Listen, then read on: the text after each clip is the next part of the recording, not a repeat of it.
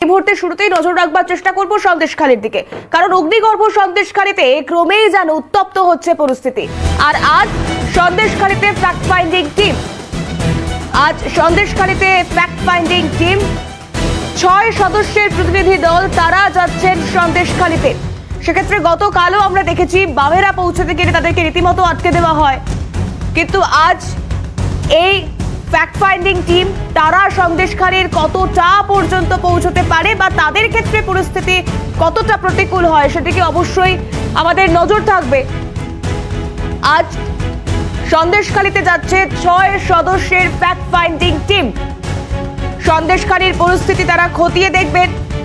অয়ন শর্মা আমাদের প্রতিনিধি এই মুহূর্তে সরাসরি আমাদের সঙ্গে রয়েছে, আমি অয়নের কাছে যাওয়ার চেষ্টা করব।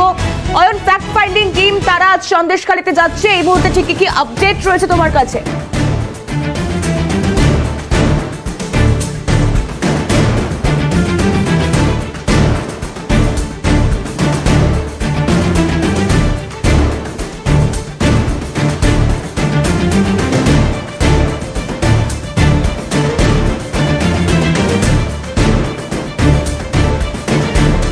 একেবারে একটি প্রাইভেট হোটেল রয়েছে এসপ্লানেডে, সেখানে ইতিমধ্যে রয়েছে। সেই প্রস্তুতির ছবিটা সবার আগে দেখায় আমার চিত্র সাংবাদিক গোপাল সেন, সেই ছবিটা দেখাচ্ছেন। সিআরপিএফ এর তরফ থেকে যারা আধিকারিকরা তারা ইতিমধ্যে কিন্তু উপস্থিত রয়েছেন।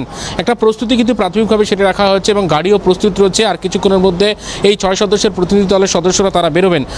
এই প্রতিনিধি দলে যারা রয়েছেন পাটনা হাইকোর্টের প্রাক্তন বিচারপতি নরসিমা রেড্ডি, প্রাক্তন আইপিএস রাজপাল সিং, জাতীয় মহিলা কমিশনের প্রাক্তন সদস্য আইনজীবী চারু আলী খান্না, ওম প্রকাশ বিয়াস, সঞ্জীব নায়ক সিনিয়র জার্নালিস্ট এবং ভাবনা বাজাজ আইনজীবী। এই 6 সদস্যের যে প্রতিনিধি দল, সেই 6 সদস্যের প্রতিনিধি দল আজকে সন্দেশখালী পরিদর্শনে যাবেন এবং সেখানে দাঁড়িয়ে তাদের যে কর্মসূচি যেমনটা রয়েছে 3 থেকে 4টি জায়গা সন্দেশখালী দ্বীপে পাত্রপাড়া থেকে শুরু করে মাঝের পাড়া এবং এমনই 4টি জায়গায় কিন্তু 4 থেকে 5টি জায়গা তারা পরিদর্শনে যাবেন এবং সেখানকার মানুষদের সঙ্গে কথা বলবেন এবং ঠিক কি রিয়ালিটি অর্থাৎ ঠিক কি ঘটনা ঘটেছে এবং সেক্ষেত্রে পুলিশকে অভিযোগ দায়ের করা হলেও কেন ব্যবস্থা নেওয়া হয়নি সমস্ত ঘটনার রিপোর্ট সংগ্রহ করবেন এই ফ্যাক্ট ফাইন্ডিং টিমের 6 সদস্যের যে প্রতিনিধি দলের সদস্যরা তারা সেখানে কি রিপোর্ট সংগ্রহ করবেন।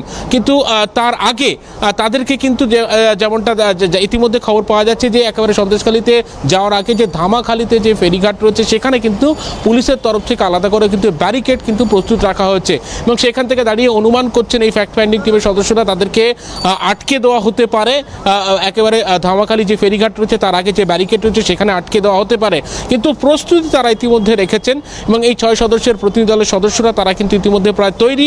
আর কিছুক্ষণের মধ্যেই একেবারে বলা যায় এসপ্লানেডের যে হোটেল, এই হোটেল থেকে তারা বেরোবেন, সরাসরি বেরিয়ে একেবারে রওনা দেবেন একেবারে সন্দেশখালীর উদ্দেশ্যে। এবং তার আগের যে প্রস্তুতি ইতিমধ্যে সিআরপিএফ এর তরফ থেকে 1 কোম্পানি যে বাহিনী, তাই সেই বাহিনী কিন্তু ইতিমধ্যে প্রস্তুত রাখা হচ্ছে তাদের নিরাপত্তার জন্য এবং যে গাড়িতে যাবেন সেই গাড়িও কিন্তু ইতিমধ্যে প্রস্তুত রাখা হয়েছে। আর কিছুক্ষণের অপেক্ষা তারা হোটেলের লবি থেকে বেরিয়ে আসবেন, বেরিয়ে এসে একেবারে গাড়িতে উঠে সরাসরি সন্দেশখালীর উদ্দেশ্যে রওনা দেবেন। প্রথমত ধামাখালী ঘাটে যাবেন এবং সেখান থেকে নদী পার হয়ে নতুন পাড়া, নস্কর পাড়া, মাঝের পাড়া, পাত্রপাড়া, এই 4 থেকে 5টি জায়গায় তাদের যাওয়ার কথা এবং সেখানে সন্দেশখালীতে ঘটনা যেভাবে অত্যাচারিত হচ্ছেন মহিলারা, এক্স্যাক্ট কি রিয়ালিটি রয়েছে গোটা ঘটনা কিন্তু একেবারে সেখানকার মানুষদের কাছ থেকে শুনবেন এবং সেই সম্পর্কে রিপোর্ট কিন্তু সংগ্রহ করবেন এই ফ্যাক্ট ফাইন্ডিং টিমের 6 জনের যে সদস্যের প্রতিনিধি দল, সেই প্রতিনিধি দলের সদস্যরা।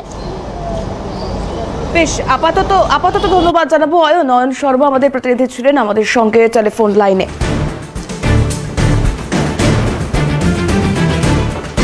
আজ সন্দেশখালীতে ফ্যাক্ট ফাইন্ডিং টিম